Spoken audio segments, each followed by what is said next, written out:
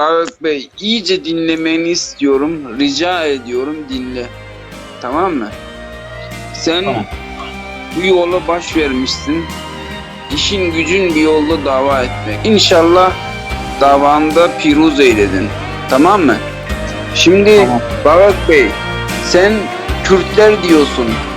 Kürt Müslümanları ayırıyor musun bunlardan? Abi mən onları müslümançılıqların ikinci dərəcədə görürəm. Onlar ilk dərəcədə, ilk növbədə Kürdüdülər. Yok. Bilmirəm. Faruk Bey, O yoxu demə.